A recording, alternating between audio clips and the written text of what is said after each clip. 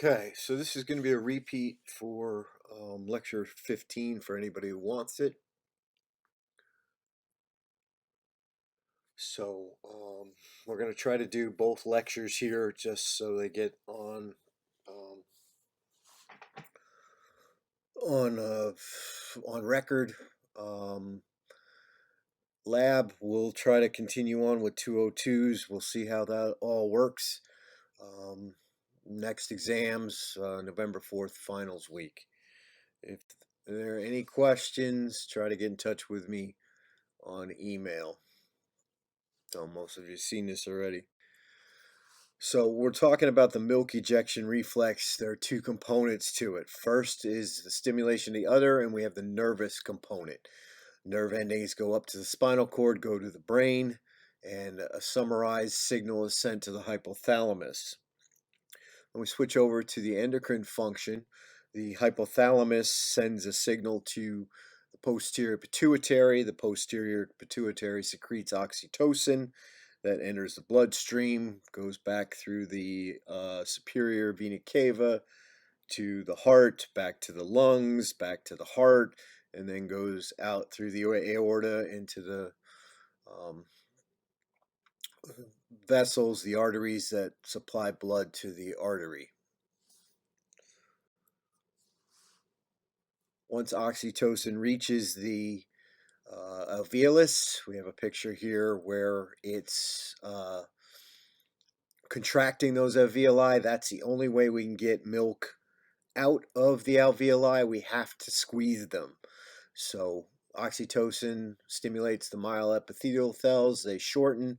That collapses the alveolus and squeezes the milk out of the upper reaches, the secretory tissue, down to the duct system where it can be harvested, collected as you go through. So we're thinking about the milk ejection reflex. We're trying to initiate a strong one. So we want that big flood of oxytocin and really squeeze and empty out that secretory tissue. Once we get that movement of milk from the upper parts of the udder, the secretory tissue down to the lower part, we want to efficiently and completely remove that milk with our milking machines. We don't want any backup in the system. Backup causes problems. To get that good milk reflex, we need patience and consistency. They need to be well-established habits. The cortex of the cow, not very big, but still has an influence. And if we use patience and consistency, we don't scare that animal, we don't surprise that animal. Anything that might lessen that oxytocin response, that oxytocin pulse, or compete with it either way. So put it another way, milk ejection reflex likes sameness. We need to be able to do that same things over and over again. There are no surprises, and that reflex gets conditioned, gets in a groove, and we have that same pulse over and over again. When the animal's hyped up, adrenaline, epinephrine, they're interchangeable in this class. They're going to fight the oxytocin response. So any way an animal might be scared or spooked, or hey, what's going on? You're going to have a graded stress hormone response at everywhere from a little to a lot. We know that oxytocin and epinephrine, adrenaline, they're going to fight at the oxytocin receptor. The epinephrine stress hormones are going to block oxytocin getting to the myoepithelial cells, so you're not going to get that contraction. We also know that epinephrine restricts the blood flow to the skin. The udder is made of the same embryonic tissue as the skin, so we're going to reduce the blood flow, so that may restrict the amount of oxytocin getting there. It might go to blood may go to other parts of the body. When we're dealing with flight or flight, the animal that's scared reduces the blood flow to the skin, and it tends to move to the muscle, the heart, the lungs, to help with the fight or flight response. So those adrenal glands are located just in front or anterior of the kidneys. They also, with nervous response, release hormones into the blood. If they are released at the time of udder prep, they are going to meet the udder at the same time, and you're going to have some issues there that things don't get done as well as they might. So we also have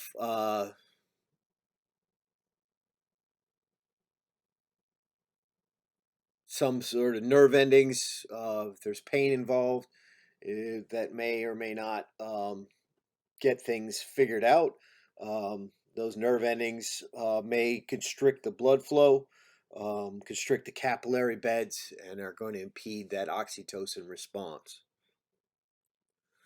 So we're looking for gentle cow handling. We want to fight the oxytocin versus the adrenaline. As we're moving those animals around, we don't want to be getting them all riled up, all excited. We're trying to get that slow, consistent cow pace, that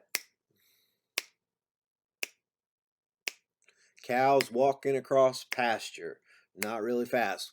Sometimes we as humans get in that pumped up state where we got to keep moving, moving, moving, moving, moving. That is not going to be conducive to a good letdown reflex. Of course, a cow can get habituated to it and maybe overcome it to a point, but that's still going to be um, in competing, and we don't want to have those hormones competing. We just want oxytocin. We don't want the stress hormones. So milking technician versus the cow.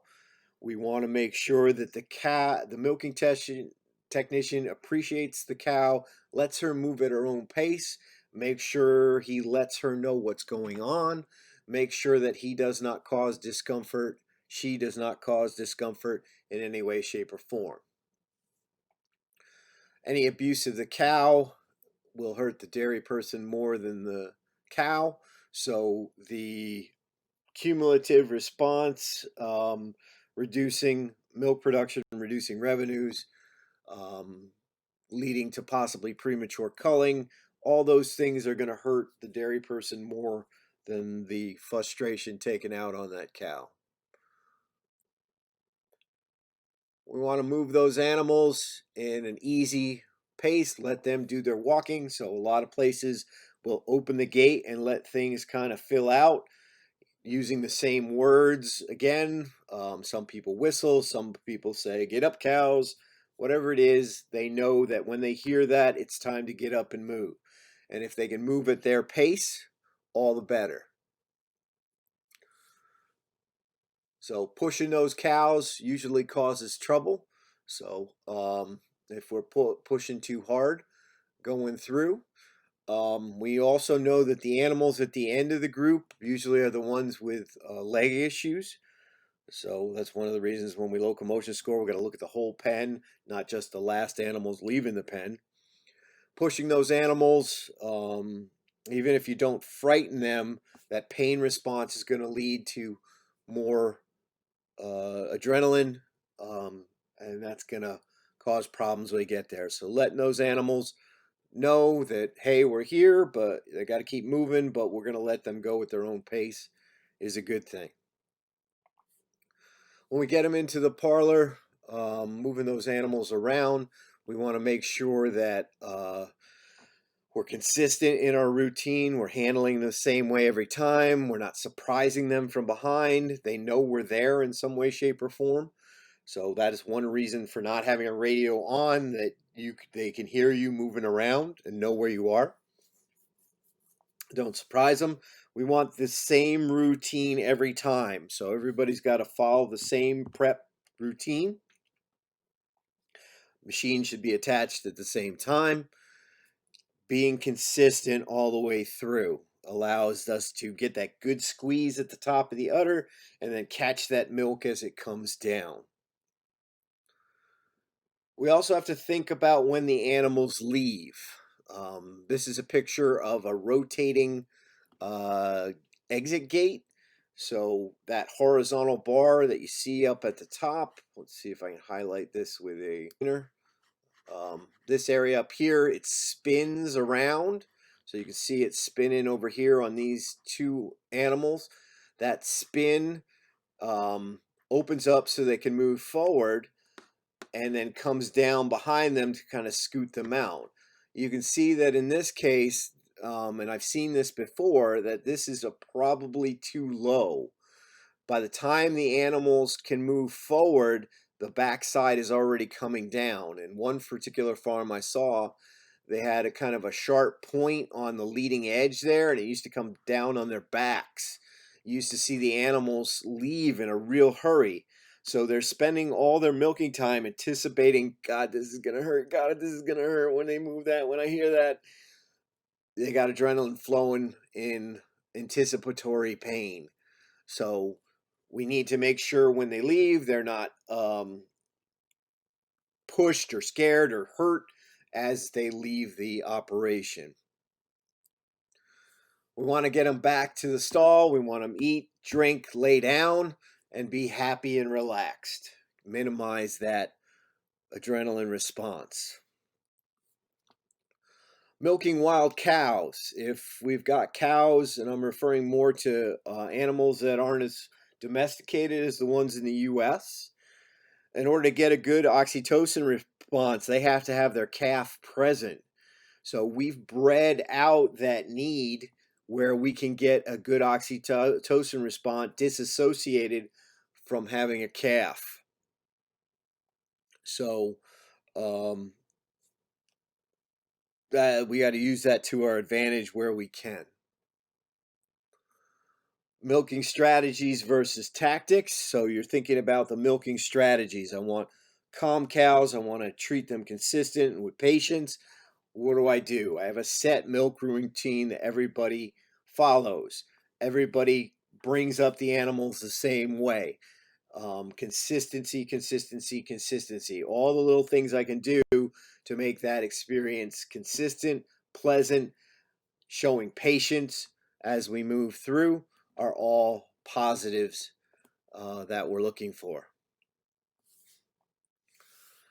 When we're dealing with a tie stall operation, this is an old picture of the way tie stalls used to be with the neck yokes in front. These are what I grew up with, learning how to open them without getting your fingers smashed.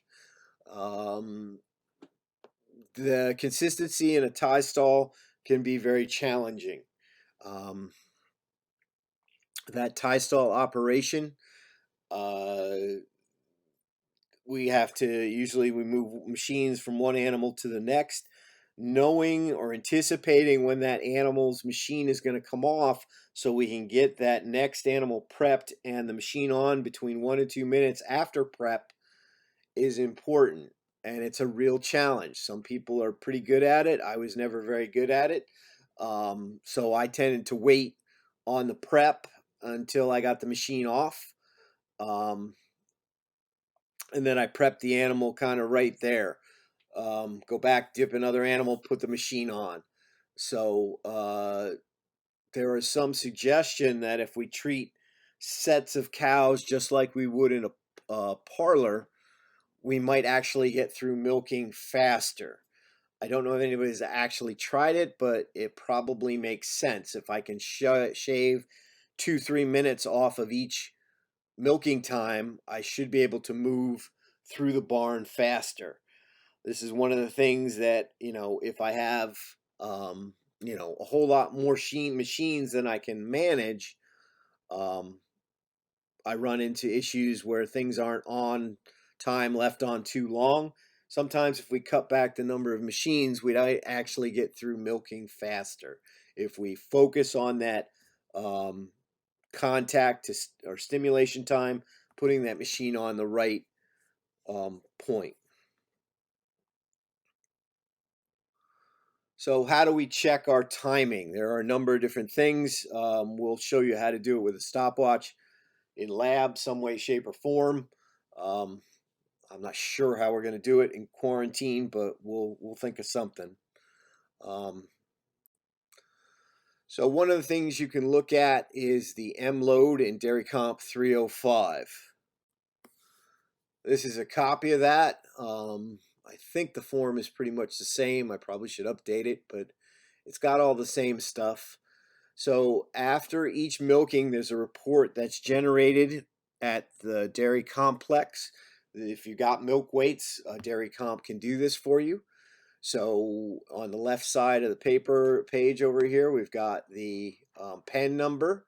So, and then the total milk harvested from the pen, how much milk per hour, how many cows per hour, how many cows were in that, or milk per cow on that milking. Sorry about that.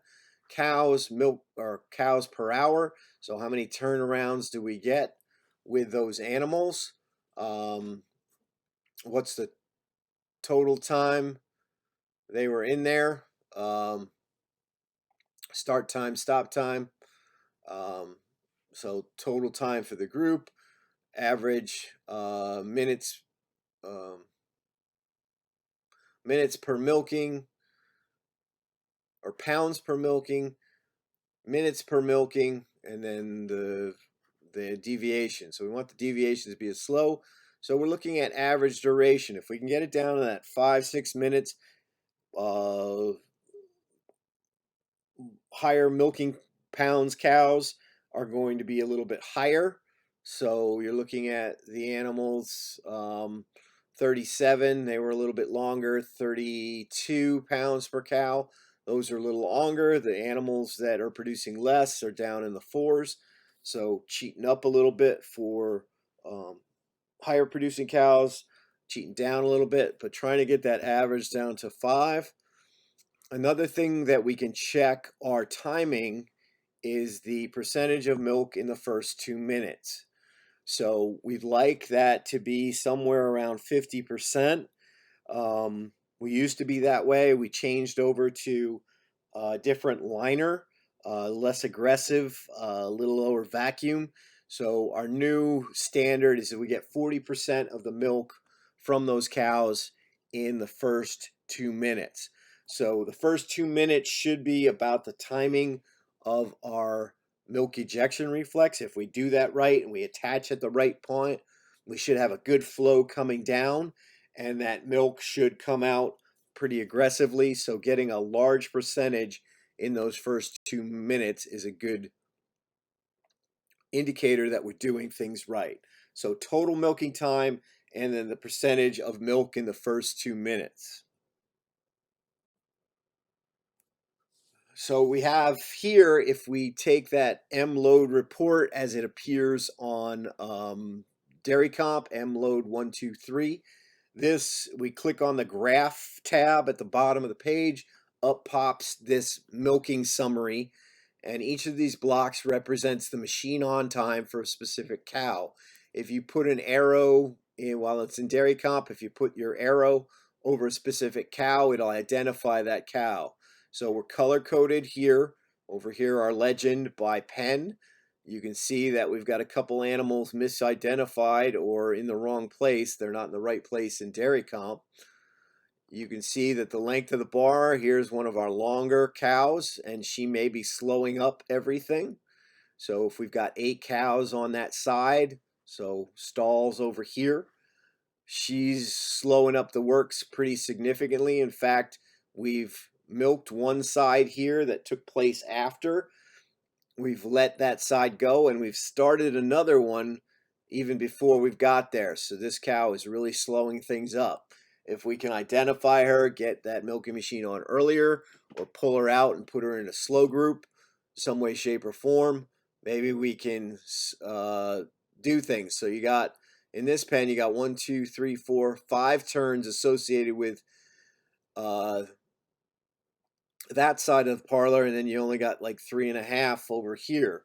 So this cow certainly slowed things up. If that animal consistently comes through as slow, maybe there's an opportunity there to change some things.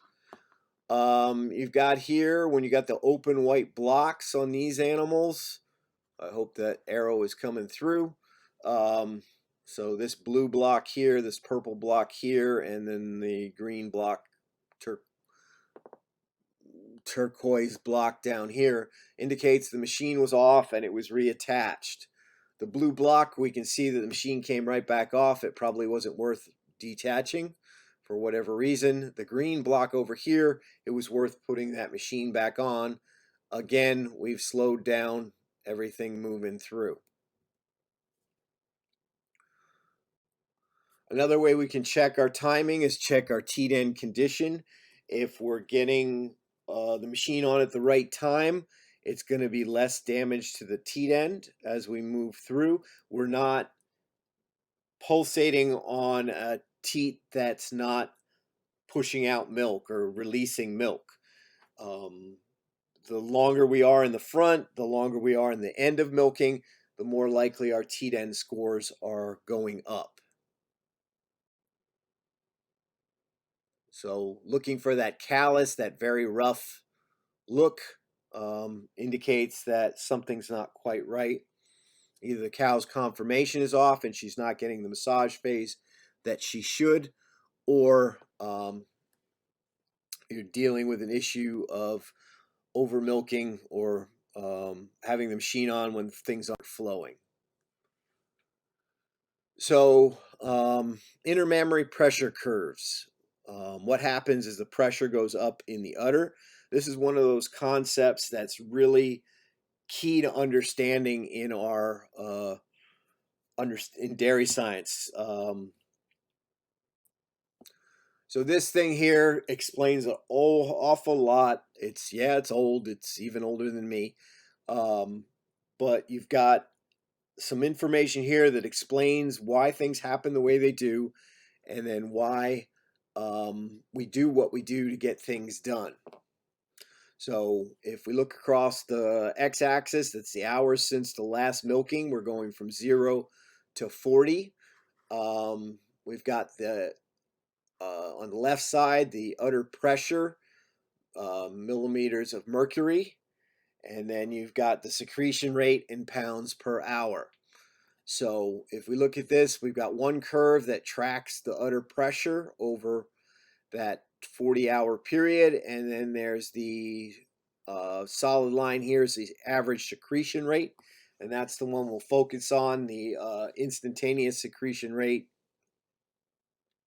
is a derivative of that if you've had calculus. So why is this graph important? Why do I say it's one of the concepts that we need to understand in dairy cattle? The estrus cycle, the milk ejection reflex.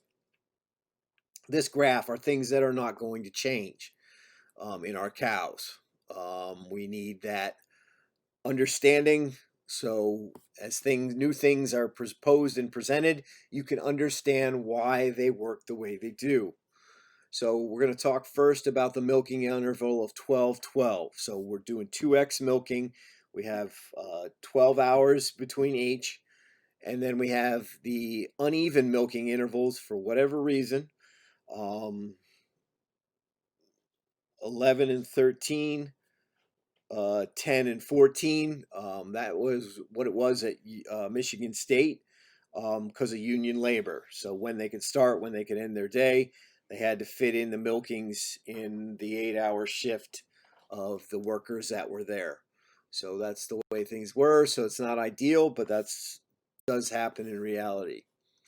So we take this graph and we superimpose the bars that are associated with the hours for a milking time. So the first bar on the left is a red bar that represents the 12-hour milking interval. And then we've got the 11-13, and then all the way over the right, we've got the 10-14. So if you look at the differences there, you're going to have an increase in udder pressure and a decrease in secretion rate on those longer intervals. So back pressure is going to slow the milk secretion rate. That secretion rate, slower milk is going to lead to less milk produced. So sometimes we don't have an even 12-12 interval. There is a cost associated with that, probably 5-10% with the 10-14 hour interval in that but there may be other reasons that offset the loss that you're getting. But it is there, it is real, and these are the reasons it happens. That increase in udder pressure leads to a lower secretion rate. What about the 8-hour, 6-hour intervals? 6 hours for the first part of lactation have become in vogue, and people are saying, hey, this is something we can gain, and they've shown that if I can milk 4x and get those animals in and out of the milking as quickly as possible, I can have benefits for the entire lactation, even if I do it only for the first 30 days or the first 60 days. So how does this translate? How does this translate onto our graph? So on the left here, we still have the 12-hour milking interval. We've dropped down to 8 and 6 as we move to the left. Look at the big differences in udder pressure there.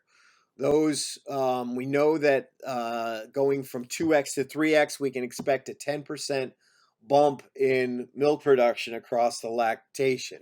That's a pretty well-founded, as long as we feed our animals, we'll get that milk. So it comes from that difference in mammary pressure. So you've got less mammary pressure at 8 hours. You've got an increased secretion rate. So we're looking at what, a fraction of a pound there, probably 2/10 of a pound per hour. And that over the course of a lactation is going to add up. We see that even if we go to 6 hours, we're going to gain a little bit more, a little less pressure. Milk is a positive feedback system. The more milk is extracted to a point, the more milk will be excreted or manufactured in the early part of lactation. So we set the standard in early lactation. The more we pull out, the longer we're going to have secretory tissue maintained and that milk being produced. So if we don't have milk all the way removed, we can think of a calf suckling a cow. If the animal stops eating or consuming that milk, they're going to get more milk left behind, increased mammary pressure, and it's going to start to reduce the milk production because the calf doesn't want it or need it. So looking at our milking intervals, we're going to flip over to dry off. In order to dry an animal off to stop milk secretion, we need to build that pressure. We have to do that. So we have our milk pressure here. We're looking at about 35, 36 hours where we have to generate that pressure, that back pressure, to actually stop milk secretion. So a day and a half. Now, if we go through, and sometimes it's the humane thing to do to relieve that pressure on a cow that's producing a whole lot of milk, she wants to be milked, it's uncomfortable, we're not going to stop milk secretion. Every time we reduce that pressure, we're going to reset the clock, and we're going to have to wait till we build up 36 hours. So we need 36 hours of back pressure to stop the secretion of milk, to shut down that secretory tissue, and we save it for next lactation. So if we do intermittent milkings, we're gonna extend that secretion, and the 2 times that a cow are most vulnerable to infection are dry off and calving. So if we stretch out the dry off process, the shutting down of the milk secretion, we're going to run into trouble, potentially with mastitis.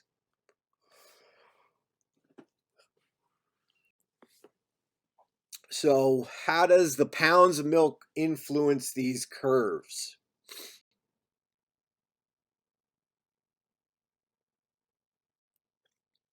So if we have higher milk production, we're going to have a secretion curve that's represented by the red. It's going to move up and to the left on the thing here. So what that's going to do to the pressure curve is you're going to get those detrimental pressures faster. We're going to shift the pressure to the left. So higher production is going to lead to problems of average secretion rate faster. So we're going to start to shut that down in fewer hours. So that's why higher production animals respond well to that 3x milking. How does udder edema influence that curve? How are we going to deal with that? So again, doing those things there. So if we've got edema in the udder, we can assume that the pressure curve is going to be shifted to the left. So the blue curve is going to move to the left. We're going to get higher pressures faster, and that's going to shift our secretion rate, the red curve, to the left as well. So we're going to drop off secretion faster with the higher pressures. So we should be able to see that this is why this curve is so important as we think about what we're doing and how we're doing it. This curve has a tremendous amount of information that we can use. It's one of those principles of dairy science that we really need to understand.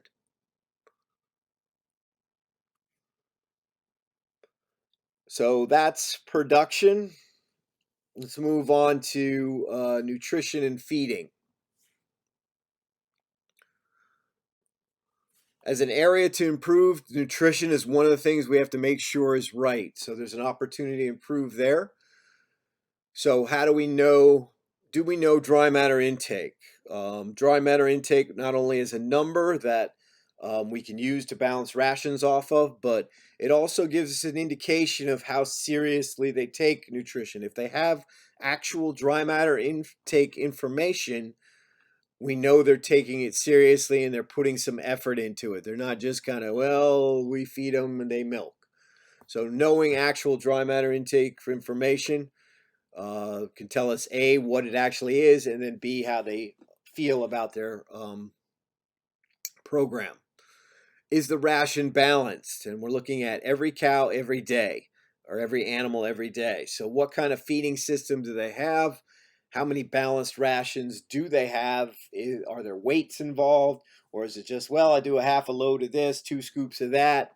So what is the intensity of their program? How focused are they trying to be? Another thing we can ask to get a feel for how nutrition is managed is when the last time rations were changed. Oh, we've been doing the same ration now for 9 months. We changed it last fall when we got the new corn silage. We've been going along, so maybe that's appropriate, maybe it's not. But a monthly review of where you are and what is going on, and then who's going to initiate that? Is that a nutritionist thing? Or is that a farm thing? Who initiated the change? We'll give you a feel for what they think about their nutrition program. Is ration cost a factor? So thinking about the ration costs, are we on a low cost ration? There are advantages to that. I'm going to give them as little as possible from a money perspective and invest those cows, and we hope they give me the best return they can. We're usually looking at coming up with a best cost ration or a best return on investment. I want to invest a certain amount of feed into these animals, and they're going to bring back milk or body condition or future calves or something that will give us the greatest return on the money spent. Uh, Sometimes putting that feed in, the idea of putting feed into cows is that if we put that feed in there, the cow is going to return us more than if we'd sold that feed directly. There was a point a few years ago, probably a decade or so now, where we're dealing with $8 a bushel corn. There was no way you could put that into a cow and get a return on investment. So most people were selling their corn. Ethanol was just kicking in. There's a huge demand for corn.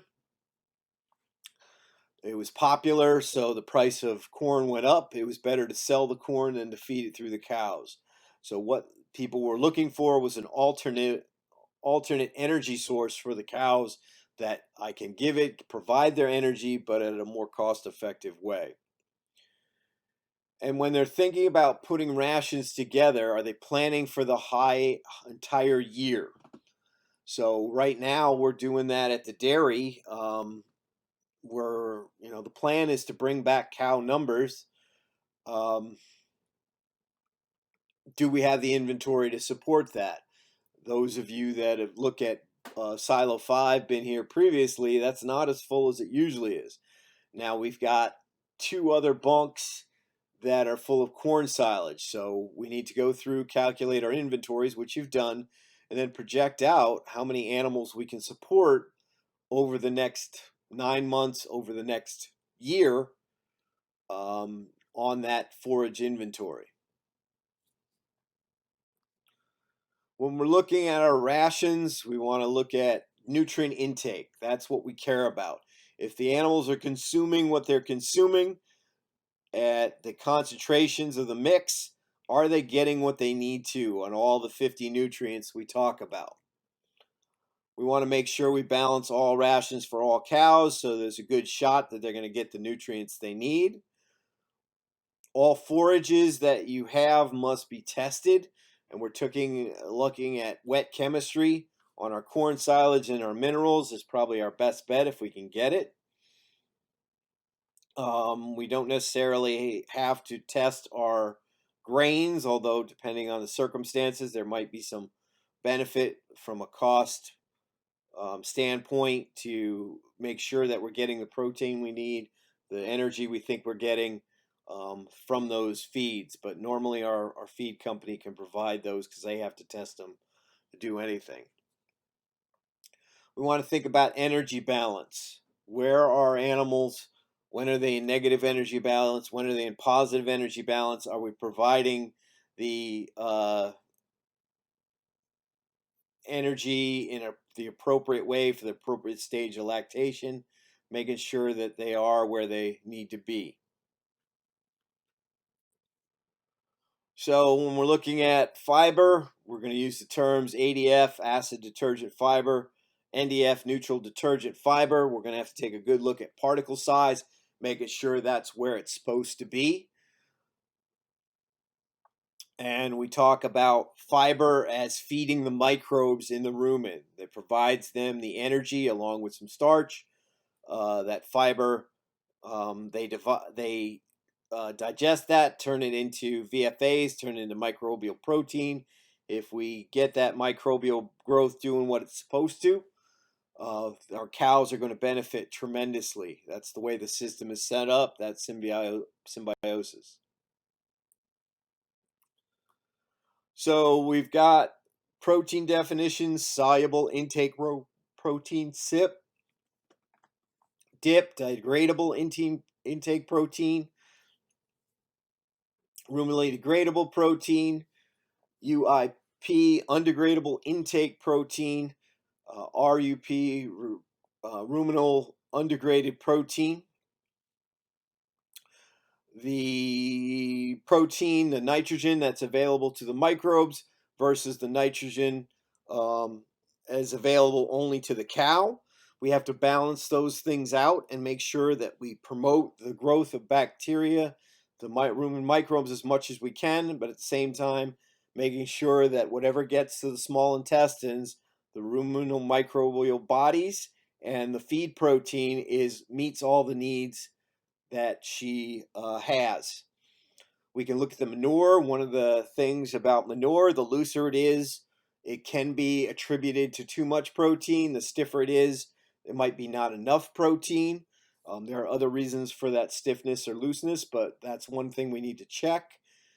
Probably the most important thing we check is the MUNS, the milk urea nitrogen, making sure that that's at the right level. We're looking at 8 numbers of 10 to 12 is where we are in current ration balancing systems. And we need to move that through, check that out, making sure that the rumen's got all the degradable it needs to, and then the cow has what she needs to be as efficient as possible. Energy definitions, we're dealing with megacalories per pound each group or each stage of growth has a megacalories per pound associated with that. Are we getting what they need to those animals? NFC, non-fiber carbohydrate, sort of synonymous with non-structural carbohydrate. Are we where we're supposed to be? Are we making the decisions that the cow is getting that optimum rumen function? With the fat that we add to the diet to increase the energy concentration, are we staying in that 3%, 3%, 3% rule? And then are we making sure we're feeding the types that best figure that out?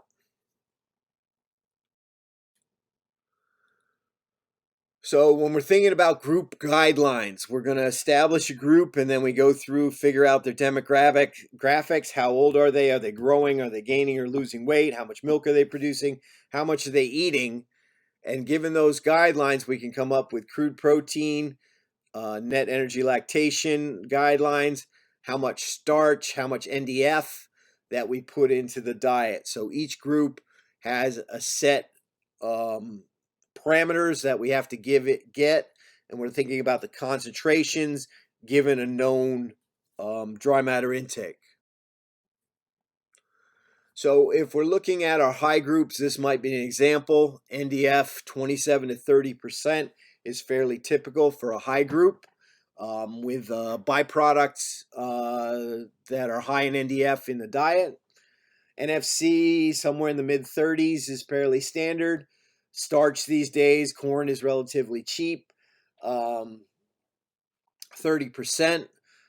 There are a lot of farmers that say, I can make more selling the corn and feeding it through the cow. Is there another energy source that I can provide to the cows and still get the milk production?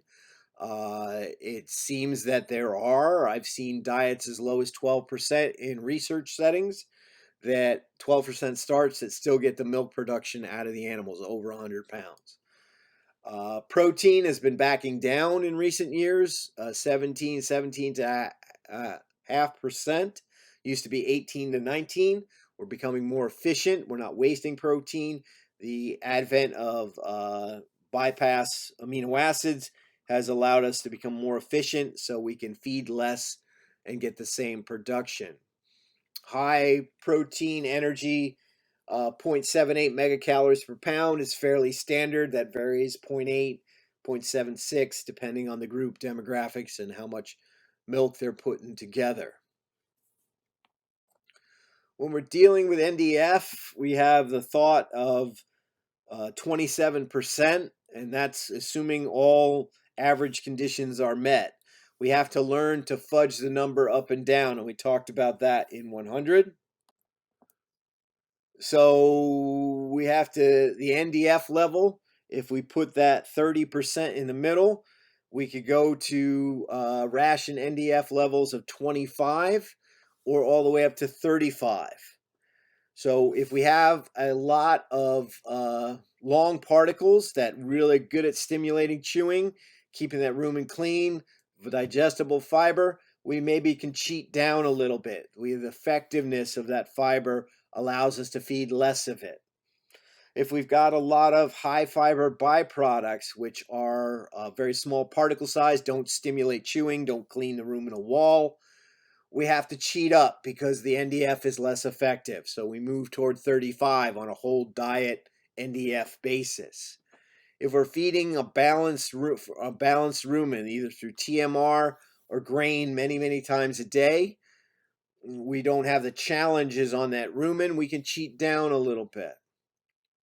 If we're feeding highly fermentable grains such as wheat or high moisture corn, that's going to be a challenge on the rumen. In order to protect that rumen, we're going to cheat up with our NDF levels. If we have buffers, sodium bicarb in the diet, we can cheat down a little bit.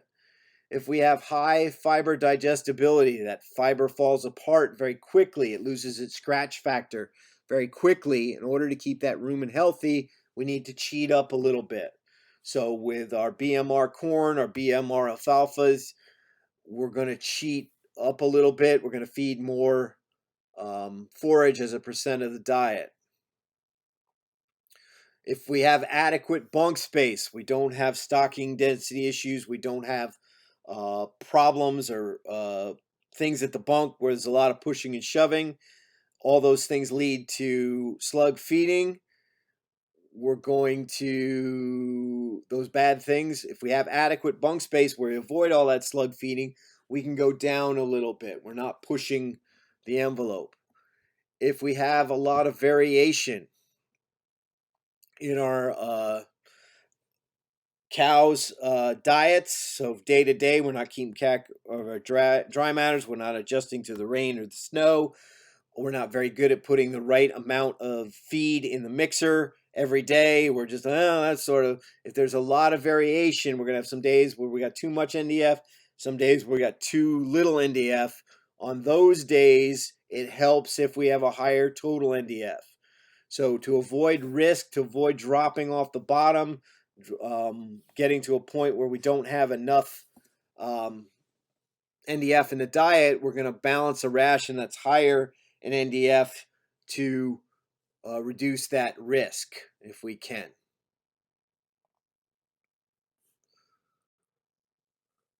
So how do we know if we're doing a good job in nutrition? What do we need to look at?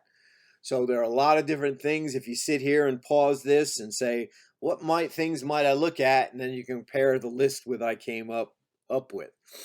So looking at nutrition, the most obvious thing we're going to look at is milk production. So if we've got good nutrition, we should have high milk production as we go through. We can measure that as total tank or pounds of milk per cow shipped per day, produced per day. If you look at the graphs up at the dairy, because we pull milk out to feed the calves, we do the amount of milk produced per day and the amount of milk shipped per day. So if we're trying to test our nutrition, it's the amount produced per day, not shipped per day, although shipped is highly correlated. We also want to think about our lactation curves. Where are we in milk production? How many days in milk are we? Where are we? Is there a peak somewhere along the way as we move through? And then also, if we're doing our nutrition right, we should have our components where they're supposed to be. So a little higher in the beginning of lactation, they drop down at peak, and they come back moving in the as we move toward the end of lactation. So checking our total milk and then our milk pound or fat pounds, fat percent, fat protein pounds, fat protein percent. We need all that stuff to kind of figure things out. So when we're looking at lactation curves, we want to look at the two components. How high are they? And then how persistent are we? So we're getting up high and trying to stay high as long as we can. Those shapes tend to be sharper and higher lactation numbers, flatter in our first lactation. So first lactation animals tend to be more persistent. Part of that is they're still growing and still producing somatotropin. We can think about peak versus summit. Generally, from a nutritional standpoint, we might consider the summit as the more appropriate number. We want to get that peak high and early. And then the relationships between the herd, the mature animals at 100%, second lactation animals at 90% of that third lactation. The first animals should be 75, 80% of the mature animals. So where do we find lactation curves?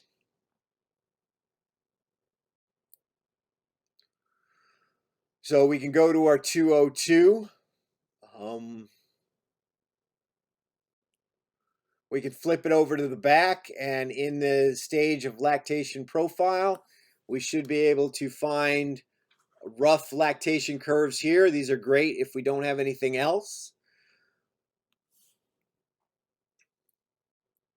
We can also get our protein and fat curves down here on that lactation profile. Having those gives us some information. lets us know possibly how our nutrition program is doing. In the center of the back, we have our peak and summit milk. We need to take a look at those, see how they are working, moving through. We need to look at our bottom of the backside there, where our persistency down here gives us a feel for if we're doing what we're supposed to be doing. So we've got a number of animals here. We're averaging around 100%, so that means the shape of the lactation curves are what they're supposed to be. We can also go to dairy comp, plot milk by lactation number. So we've got our lactation numbers here, 1, 2, and 3. We've unhighlighted the 4, the 5, the 6, and the 9 because there's not many animals in those. So the red is our first lactations, blue is our second, the green is our third. What's the differences in those moving through? Are the peaking where we want them to? That should be somewhere in this region. The 2, we can see that our first lactations are not getting to that 5th thing there. Maybe there's a lost opportunity for milk here. Going through, peaking a little sooner, peaking a little higher. If we're looking at all the curves, things can get a little messy. So there was only 1 in the 6th lactation, 1 in there, but as we get fewer animals, we get more bounces in there. So unfortunately, they're not aggregated as 3+, which probably would be helpful, but we've got 1, 2, and 3 in dairy comp. We want to check our components. Components are usually a good indicator of how well our rumen is working if we learn to look at the appropriate signs. So we can take a graph here, and we're going to plot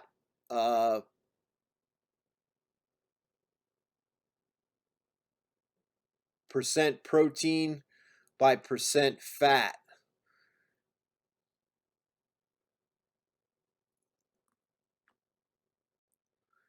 If we add this line where we have a protein equals fat, so if you look, we've got 3 equals 3, 4 equals 4 here. We can say that down here we have the animals where the milk fat is less than the protein. These are animals that might be in some sort of milk fat depression. So the more we have down here, the more concern it is. So we know that each of these dots doesn't necessarily represent one cow. There are a lot of dots are stacked on top of each other. There's supposed to be like 300 dots on here. You can see that there aren't that many. But these animals down here are of concern. So we need to take a look at those. Body condition score, energy balance. How are animals doing? Are they losing weight too fast? Are they getting too fat? Where are we? If we're doing our nutrition right, most of the animals should be within that range of a point where they are. So like 2.5 to 3, 2 to 3 at peak lactation, 3.5 to 3 at dry off. Don't change at all during the dry period. Don't drop ridiculous amounts of condition in the first 2 weeks post calving. Body condition scores can tell us a lot about how things are working. We can check the feet. One of the reasons for lameness is nutrition. If our nutrition is off, we've got acidosis. We've got a defective rumen not doing what it's supposed to. That can lead to feet problems, lameness. If we can't attribute that lameness to injury or mechanical failure or infectious disease, we have to go back to nutrition, and we're looking for those weak hooves that tend to curl up like elf slippers, and we look for the redness around the corium at the top, or not the corium, the corona, where the skin meets the hoof. If there's a lot of redness and swelling there, we assume we have laminitis. Reproduction. Joe's rules. I will take care of myself. I will feed my calf. I will reproduce. If reproduction fails, the first thing we look at, or second thing we look at technique first, and breeding and all that stuff. But if that is not there, we have to look toward nutrition. Nutrition is a important part of getting reproduction done, and it's the first thing to fail if nutrition fails. So the idea behind this, or you should be thinking about, is if you understand the nutrition program, you should understand the herd. So this concludes lectures 15 and 16. I'm going to log these up on YouTube, and that's how we'll handle this today.